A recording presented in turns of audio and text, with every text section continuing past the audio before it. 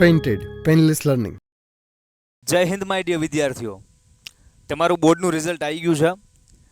ઘણા બધા વિચારો અત્યારે મનમાં ચાલે છે કે એક કે બે વિષયમાં ફેલ થયા છીએ તો શું કરવું.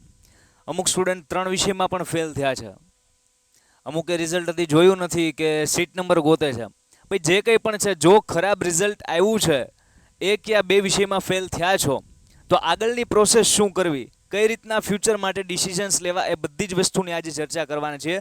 પણ સૌથી પહેલી વાત, આજે ડર છે ને કે સાહેબ એક કે બે વિષયમાં ફેલ થયા છે, હવે તમારું ફ્યુચર બરબાદ થઈ ગયું, 12th કઈ રીતનું ને એક્ઝામ કઈ રીતના આપવાની છે ને શું થશે ને શું નહીં થશે ને, એ ડરને 5 મિનિટ માટે ખાલી સાઈડમાં મૂકી દો. 5 મિનિટ ધ્યાનથી મારી વાત સાંભળો. આખી દુનિયા ભૂલી જાઓ, માત્ર મારો અવાજ તમને સંભળાવવો જોઈએ. તમે એક્ઝામ આપી હતી ધોરણ 12ની, એ એક્ઝામમાં 1, 2 કે ગમે એટલા વિષયમાં તમે ફેલ થયા છો. એ એક્ઝામમાં ફેલ થયા છો કે જે એક્ઝામ તમે આપી હતી. સમજાય છે? ફરી વાર કહું છું, એ એક્ઝામમાં ફેલ થયા છો માત્ર, જેની તમે એક્ઝામ આપી હતી. સો આ કઈ જીવનની એક્ઝામ નથી દીકરા, નોર્મલ એક 12thની એક્ઝામ હતી. ઇટ્સ ઓકે, ઘણા બધા સ્ટુડન્ટ હારે આવું થયું છે. મહેનત કરી હોય એ છતાં ખરાબ પરિણામ આવ્યું હોય, બની શકે. અને કદાચ મહેનત ના કરી હોય ને ખરાબ પરિણામ આવ્યું હોય તો એ તો સ્વાભાવિક છે. સીધી વાત છે. જો એક અથવા બે વિષયમાં તમે ફેલ થયા છો ને, તો હજુ ચાન્સ છે. શું? તો કે તમે પૂરક પરીક્ષા આપી અને તમારું જે 12th છે એને સુધારી શકો છો અને પાસનું રિઝલ્ટ મેળવી શકો છો. પણ આ સ્કીમ, આ સોલ્યુશન એ જ સ્ટુડન્ટ માટે છે કે જે માત્ર 1 ઓર 2 વિષયમાં ફેલ થયા હોય. જો તમે 3 વિષયમાં ફેલ થયા છો, 4 વિષયમાં ફેલ થયા છો કે બધામાં ફેલ થયા છો, તો તમારે આખું વર્ષ છે એ રિપીટ કરવું પડશે એઝ અ રિપીટર.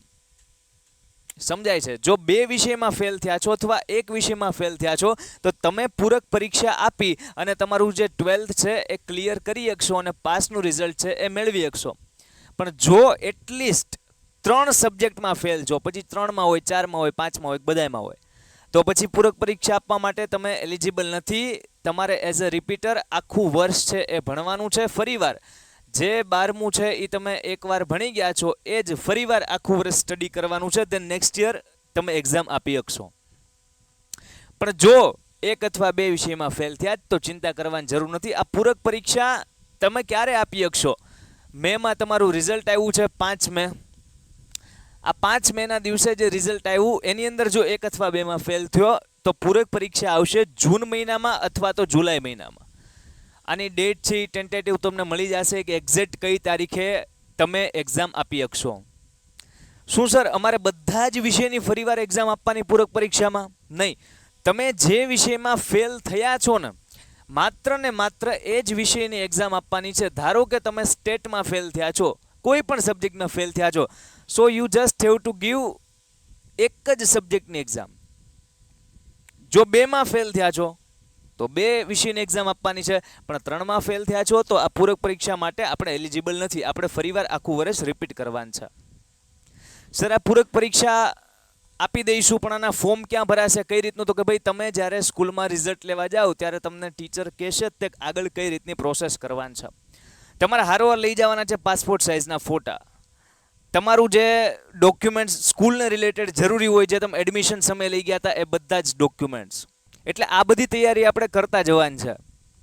જૂન અને જુલાઈમાંથી ચોક્કસ તમને ડેટ કહી દઉં ભાઈ, જસ્ટ અત્યારના while I am shooting this recording, આ રેકોર્ડ હું જ્યારે કરી રહ્યો છું વિડીયો, ત્યારે જ અપડેટ આવી.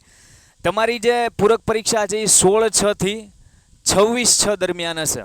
સો આ તમને ડેટ પણ લ્યો લાઈવ અત્યારના મળી ગઈ. 16 જૂનથી 26 જૂન વચ્ચે તમારી પૂરક પરીક્ષા છે. અત્યારના ચાલે છે મે. સમજાય? હજુ 1 મહિના કરતાં વધુ સમય આપણી પાસે બાકી છે. જો ધારો ને તો આ 1 મહિનાની અંદર જે તે વિષયમાં ફેલ થયા છો એ આખો 1 વાર, 2 વાર ને 3 વાર રિવાઇઝ થઈ જાય. કેમ કે આખું વર્ષ તમે સબ્જેક્ટ ભણ્યા જ છો. હવે ફેલ થયા છો, તમને ખબર પણ છે ક્યાં ભૂલ નથી કરવાની. તમે ઓલરેડી એ વિષયનું પેપર આપી ચૂક્યા છો. સમજાય? સો આજે 1 મહિનો વૈધો છે, 1.25 મહિનો વૈધો છે, એની અંદર તનતોડ મહેનત કરી નાખવાની છે. કેમ કે જો આમાં પાછા ફેલ છે, 1 મહિનો રહીને જે એક્ઝામ છે 16/6 થી લઈને 26/6 સુધીમાં, તો પછી પાછું અઘરું થશે. એટલે ભગવાને આપણને ચાન્સ આપ્યો છે, થેન્ક યુ કહેવાનું છે, હંમેશા માટે ગ્રેટફુલ રહેવાનું છે કે યસ, જો હું 1 કે 2 વિષયમાં ફેલ થયો છું તો મારે આખું વર્ષ છે એ એઝ અ રિપીટર નથી આવ્યો, મને એક ચાન્સ મળ્યો છે.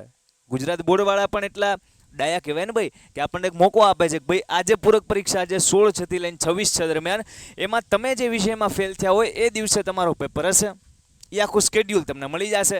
પણ આ પૂરક પરીક્ષાનું ફોર્મ ભરવાનું છે તમારે તમારી સ્કૂલે જઈ, અથવા જો સ્કૂલવાળા ના ભરી દે તો GSEB.org આ સાઇટ ઉપર તમે તમારું ફોર્મ છે એ ફિલઅપ કરી શકશો. નજીકના કોઈ પણ સાયબર કાફેવાળા પણ તમને ફિલઅપ કરી દેશે.